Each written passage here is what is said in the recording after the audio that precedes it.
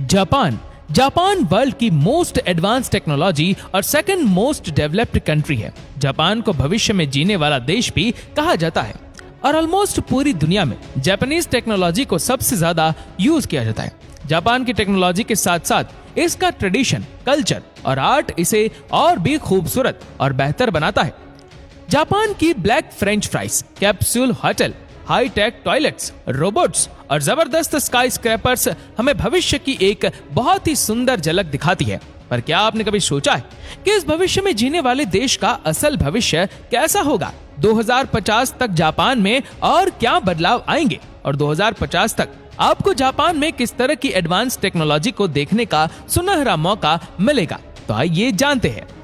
दोस्तों, Japan 3,77,973 square kilometre के क्षेत्र में फैला हुआ है और यहाँ की पॉपुलेशन 12.68 करोड़ से भी ज्यादा है।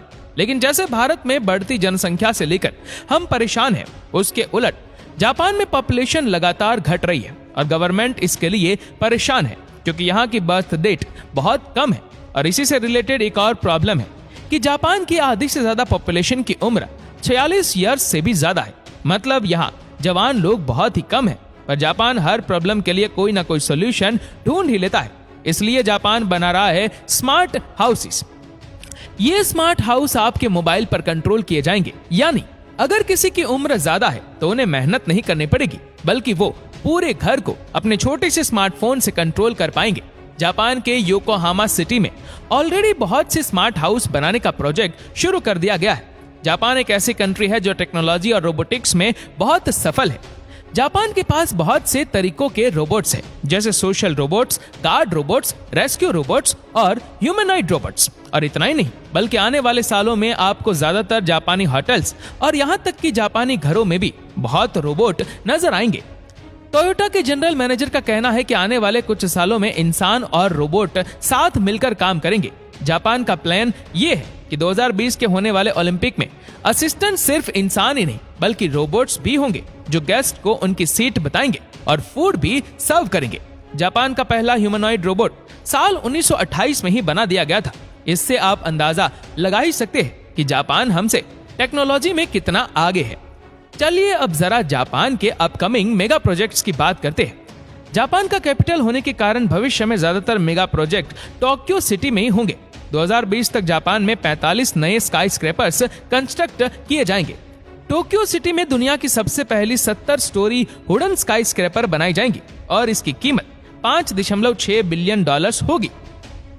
ओसाका टावर, जिसकी हाइट 984 फीट है, ये फिलहाल जापान का सबसे बड़ा स्काई स्क्रैपर है। पर इससे भी विशाल और सुंदर स्काई स्क्रैपर टोक्यो में बनाया जाएगा, जिसका नाम टोर्नोमान अजुबुदाई टावर होगा और उसकी हाइट 1085 फीट होगी।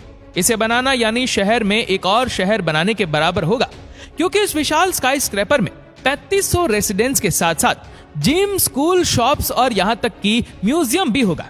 एनवायरनमेंट को सेफ रखने के लिए और यहाँ की खूबसूरती को बढ़ाने के लिए 2.4 हेक्टेयर की जमीन पर सुंदर पेड़ पौधे होंगे। इस स्काई स्क्रैपर को साल 2023 तक बना दिया जाएगा और बनने के बाद ये जापान का सबसे बड़ा स्काई स्क्रैपर होगा। एक्ससीड 4000। टोक्यो में एक ऐसी बिल्डिंग बनाने की प्लानिंग हो रही है जो 4000 मीटर लंबी होंगी। जी हाँ, आपने सही सुना। इसकी प्लानिंग 1995 से चल रही है। 2007 में इसका प्रपोजल एक और बार रेडी किया गया था। आप अंदाजा लगाएं कि दुनिया की सबसे मशहूर बुर्ज खलीफा भी 830 मीटर ऊंची है और ये एक्ससीड 4000 मीटर लंबी होगी। इस बिल्डिंग में जापान की फेमस मैग्लेव बुलेट ट्रेन भी रहेगी।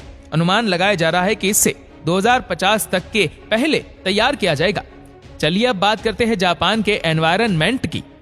पॉल्यूशन तो हर कंट्री के लिए एक बड़ी समस्या है, पर जापान पॉल्यूशन को रोकने के लिए बाकी कंट्रीज के मुकाबले में ज्यादा मेहनत कर रहा है। अपनी कंट्रीज में पॉल्यूशन कंट्रोल करने के लिए जापान ज्यादातर पैसा इन्वेस्ट कर रहा है और वही जापान की कावासाकी सिटी अपनी कंट्री के लिए सोलर पावर प्लांट तैयार कर रही है। जापान के कुछ खास शहर जैसे कि शिमोकावा टाउन, योकोहामा सिटी, शियोदा सिटी और क्योटो सिटी को फ्यूचर सिटीज की लिस्ट में ऐड करती है और ग्लोबल वार्मिंग से लड़ने के लिए इन सिटीज में बहुत से प्रोजेक्ट्स को अंजाम दिया जाएगा।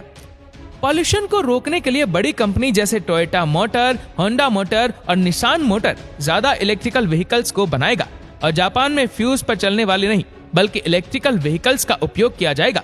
जिससे एयर पोल्यूशन की समस्याओं को दूर किया जा सकेगा। 2030 तक जापान में 25% प्लास्टिक का यूज कम कर दिया जाएगा और जापान की गवर्नमेंट का मकसद है जापान को 2050 तक पॉल्यूशन फ्री किया जाएगा। अब बात करते हैं जापान के सबसे स्पेशल मेगा प्रोजेक्ट्स की, और ये मेगा प्रोजेक्ट है जापान के अंडर वाटर सिटी बनाने का। जी हाँ, जापान में दुनिया की सबसे पहली अंडर वाटर सिटी बनाने का फैसला किया गया है। जापान की शिमिजू कॉरपोरेशन का कहना है कि आने वाले 15 सालों में हम समुद्र के अंदर सिटी बनाकर जीवन गुजार सकते हैं। इस अंडर वाटर सिटी प्रोजेक्ट को ओशन स्पाइरल भी कहा जाता है। इस अंडर वाटर सिटी में एनर्जी सी बेड से यानी समुद्री जमीन से लेने की कोशिश की जाएगी और इस सिटी को बनाने का खर्च $26 बिलियन तक होने की संभावना है। वैसे तो शायद अंडर वाटर सिटी इम्पॉसिबल लगता है, लेकिन दोस्तों हर नई टेक्नोलॉजी हमें सबसे पहले जापान में ही देखने को मिलती है। ये सच है।